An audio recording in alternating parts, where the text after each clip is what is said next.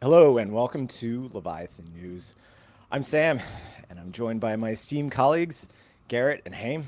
Welcome. Welcome, team. Good morning. Welcome. Excited to be here. Yeah, so we got a full day of news to talk about. Garrett, you can lead us off. The plaintiffs in the Tornado Cash case are filing a motion for summary judgment asking the court to reopen the service for all. What's going on there? Absolutely. This is a fun one because we know that Coinbase has been incredibly based lately. Of course, they're dealing with all the fallout from their own SEC Wells notice. But on top of it, people forget that a few months back, they also joined the Tornado Cash plaintiff team. I'm not a lawyer, so there's not legal advice or anything like that. But it was super interesting to read through Paul Grewal, who is the chief legal officer at Coinbase, and some of the arguments that they were making recently. And one of the ones that was really interesting was that the sanctions on Tornado Cash violated the First Amendment. And in this, they took the point of view that there was one plaintiff who used Tornado Cash for political speech. They're trying to donate to the Ukrainian government, but they feared reprisals. So he's hindered for expressing their views because they can't actually make donations being a form of free speech to the Ukrainian government because they were being kind of blocked on this level. I thought it was pretty interesting. I've been pretty outspoken against the Tornado Cash sanctions. Be curious to hear what the two of you think. Oh, I've always been pro Tornado Cash. The point of crypto is always to, well, to have more privacy and to be able to make transactions like that. And breaking the chain, honestly, is an important part of existing on chain.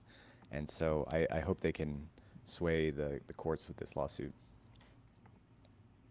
I mean, I totally agree. I don't even think particularly interesting to say on the tornado cash side because I think that everyone who's bothering to tune in or listen to us talk is on the same page.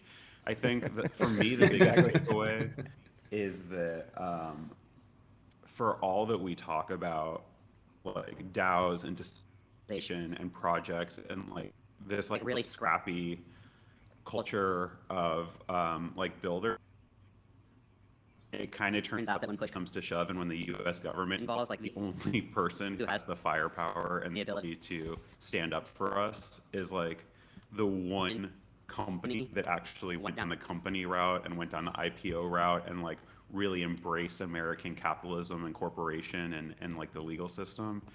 And I think there's like something kind of profound about that, and something that we need to take away is that as much as we want to build this new system and embrace our ethos, we're not in the venues where the real world works. People are gonna make rules for us that don't even make sense. And so I'm really excited to see Coinbase getting involved and putting their money where their mouth is. But I do think that like community needs to look at Coinbase and recognize that they're basically up there alone. They need help, and we need to do to give them help. Yeah, one of my most unpopular opinions is that we kind of deserve the stamp down we're getting because we're not willing to organize, because we want to be Could not anon, agree hide with you behind our more. anime profile pictures. Yeah. And speaking of anonymous, a $24 billion Dogecoin wallet was discovered yesterday, and the Dogecoin community is calling Elon Musk's name. I, it's been rumored that Elon is the largest Dogecoin holder, and if this was the case, like if he actually had $24 billion worth of Doge, I think like I don't know, it would be pretty incredible in the grand scheme of things, right? Like it would explain a lot of the actions recently, like the Doge logo going up on Twitter and all of Elon's tweets and stuff. I'm interested. Yeah, I mean, honestly, So it scares me, and like the Dogecoin Elon thing scares me because I do understand why.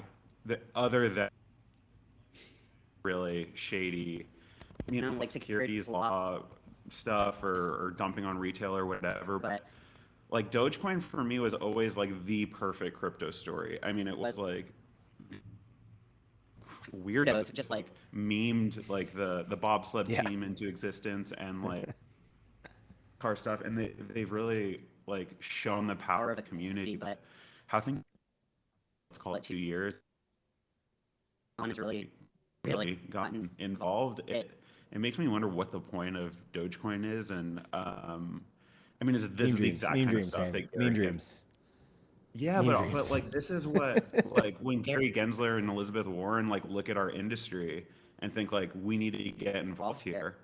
It's like really hard to be like, okay, I don't know what's going on with Doge. Like maybe the world's richest man also $24 billion is dumping on retail. I don't know, but don't touch Ethereum. Like it's a hard I think you're thinking about it too much. I think like the memes keep Doge alive, and there's a lightheartedness and fun to it that makes it. That's that.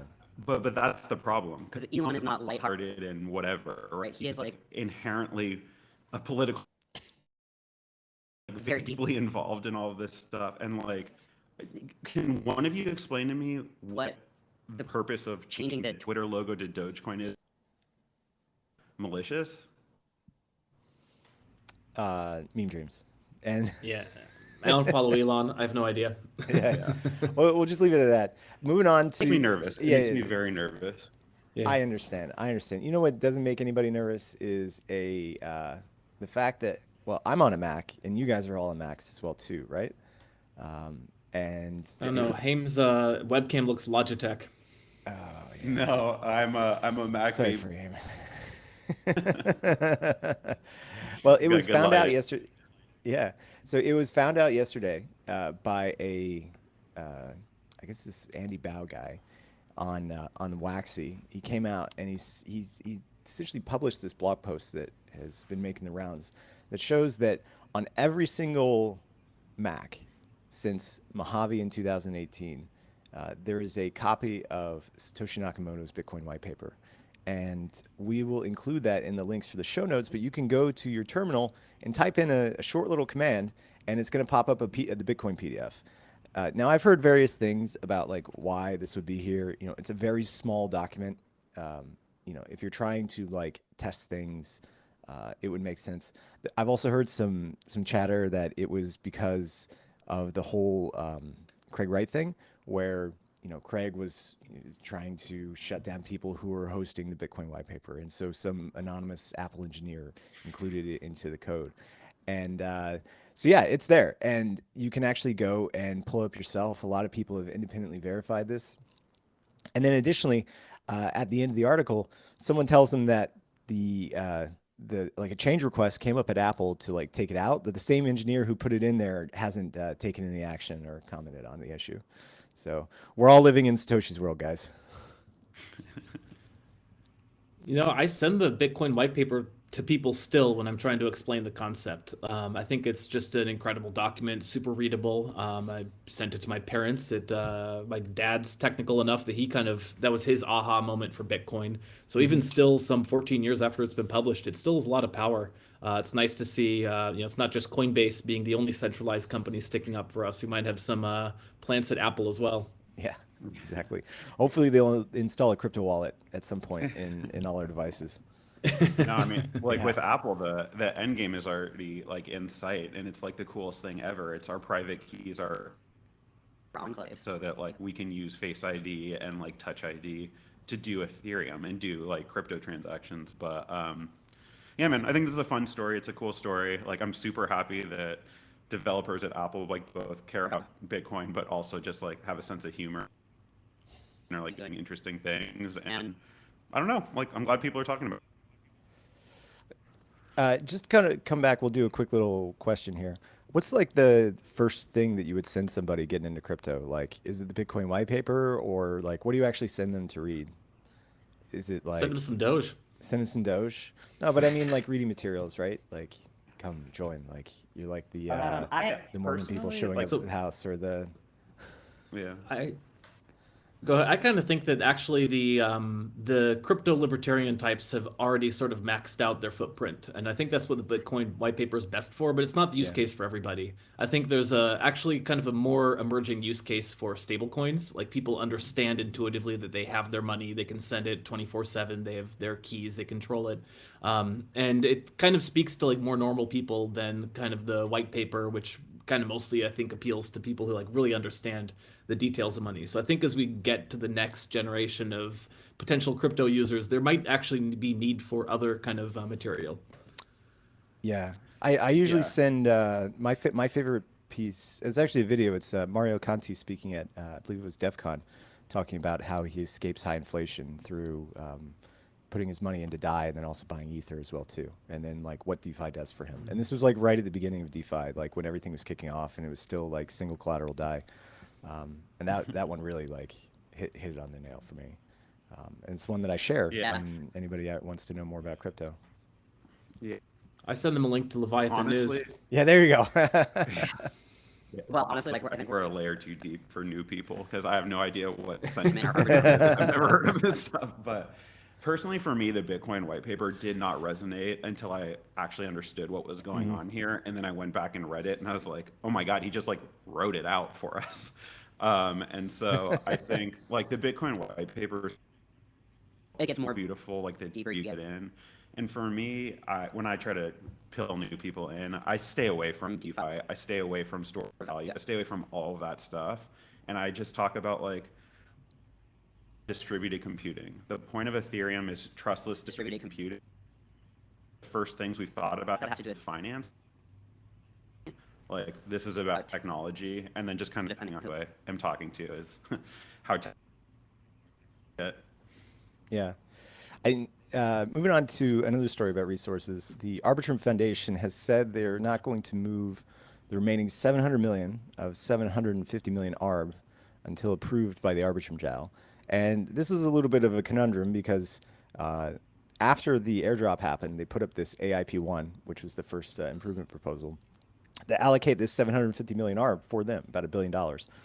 And the community shot it down. They were like, what's going on here? Like, what are you doing? But 50 million had already been allocated to a market maker. They'd already spent another 10 million ARB to pay for foundation setup and other expenses for the company that they have. So now they're trying to figure out things and how they can get this initial proposal passed to get the foundation set up. It all seems a bit of a mess, doesn't it? Yeah, I mean, there's I've often said we don't have any claim to. Oh, go ahead, Haim. No, please. You got. I just wanted to say that, like, if we want to claim that we're building a superior financial system, we have to walk the walk. So good on Arbitrum for listening to the community. This is what DAO governance is supposed to be, where you're responsive to and beholden to the community's demands. Yeah, I mean, I think that there's like a couple things worth looking at here. One is just off-chain labs or Arbitrum or whatever new entity is coming out of this, just like, and I think that no one would be opposed to like the holistic result if it had just been communicated well. But the fact is they put something out there, claimed it was a vote, start and selling stuff on the vote already passing, and it just poisoned the whole thing. So I think the thing to learn for every team ever is that like comms and presentation, and so like it's worth it to that. On the flip side though, like I really bad for off-chain and Arbitrum, because at the end of just invented billions of dollars of value and gave it away to a bunch of like indiscriminately gave it away to a bunch of randos. Yeah.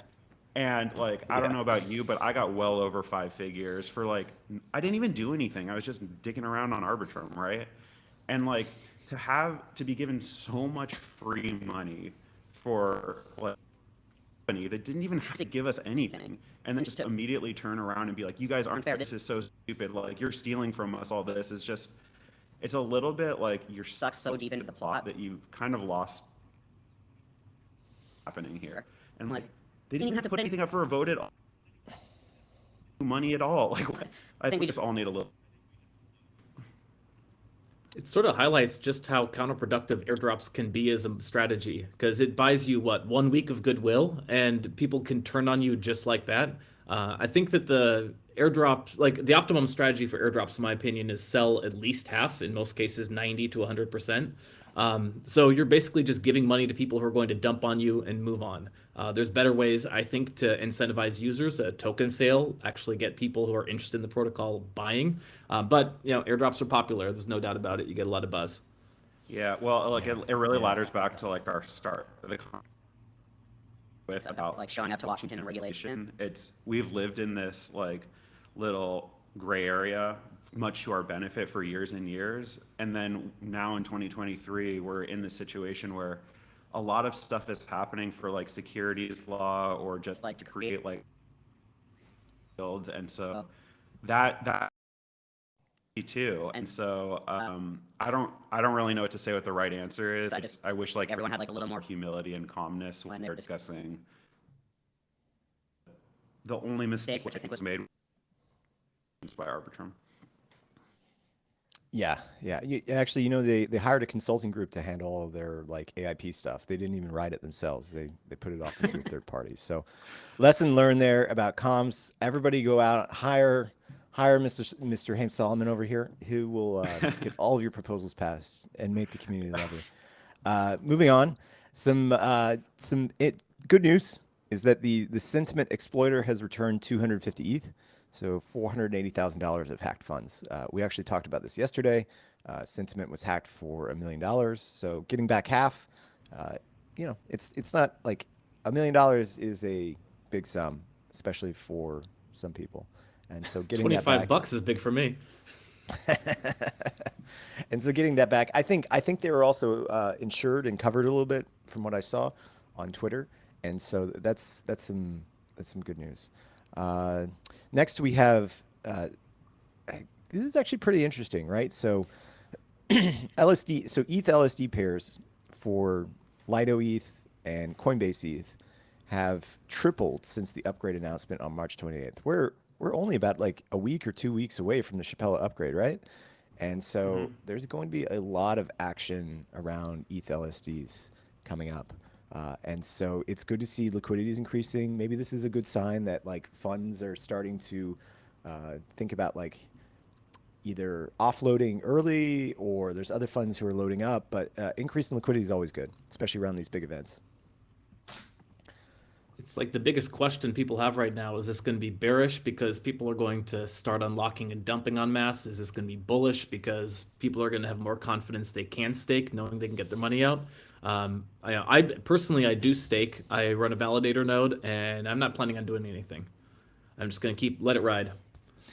Yeah, honestly, so around these events, you know, these events like Bitcoin halvening, the full withdrawal, Shanghai update, we talk about them so much for like months, for years. Like, is the halvening priced in? Like, what's Bitcoin going to do as a result? And like, typically nothing happens.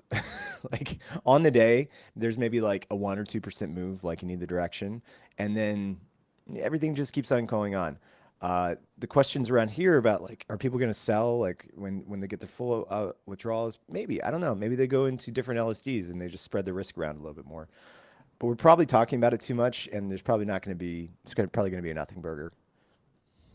No, yeah, man. This is the exact same thing as the merge, where like everything's priced in because we've been talking about it for years, you know. And I just, oh my god, yeah, I'm very excited, and I think that if anything, people like Curve Cap and myself, who are home stakers, are going to look at this as like, okay, now it's time to put all our ETH in, and not like it's time to get out. And so I'm just bullish. I'm bullish Ethereum every single day for every single reason, but I think that Chappella is like only good for everything.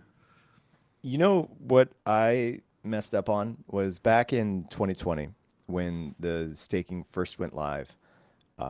And I only learned this after the fact. If I had been some smart little cookie, I would have set up a IRA, like a self-directed IRA, and put my self-running staked ETH into that IRA and just like let it go, right? And then you have this beautiful product that's tax-free until the rest of your life. But yeah, well, that's the nice part about tax deferred stuff is like the best time to do that is 2 years ago, and the second best time to do it is tomorrow. Exactly. So moving on. So the Llama guys, Llama NFT guys, who we've actually interviewed on Flywheel, really nice crew. I like what they're doing. Actually, WWPK is part of Leviathan News, so shout outs to them. They're going to be hosting a live AMA at noon Pacific time today, so in an hour and a half from this. To detail the upcoming mint schedule. Are you gonna be on the Llama train? Are you gonna get a Llama NFT? I believe I'm allow listed or whitelisted, so I'm definitely gonna jump on that. Now, every NFT I've bought has gone down in value, so nothing is financial advice. But if I'm getting in, you might want to get out. I know I'm super excited though. They're bringing this amazing social layer. They got this badge system that's next level. It's a Viper NFT, which makes me excited. Like very bullish on the llamas. Yeah, And you're gonna be there? I listen. I'm not on any lists. Like any NFTs, I have to fight and scrape for. But like Garrett, if I'm interested, you can rest assured it's probably going to lose money. So, but no, Yeah, no financial advice. but I'm a huge believer in people building like real utility and trying something new, and like huge fan of the llama NFT guys. So huge supporter. But Again, if I'm interested, we're probably going to lose money. All right, and then just to wrap up, we got a couple more things. Liquidy's celebrating their 2-year anniversary. MetaMask is going to be introducing some experimental features to keep people from getting rug pulled and interacting with malicious contracts. Binance is getting the ban hammer coming down on them from everywhere. They're winding down their Australian derivatives exchange, and additionally, the Dubai regulator is demanding more information on their ownership and governance. And yeah, that's going to wrap it up for today. I am Sam. And guys, where can we find you? I'm Haim Solomon, but my real name's Rex, and Crypto. Twitter. I'm usually on Twitter at CurveCap, and other than that, I will be here. And I'm Sam, and you can find me at traders_insight. That's going to wrap it up today for Leviathan News. Please follow us on Twitter, subscribe on YouTube, and go give the podcast to your mom. Right? All right. That's going to wrap it up. See you tomorrow, guys.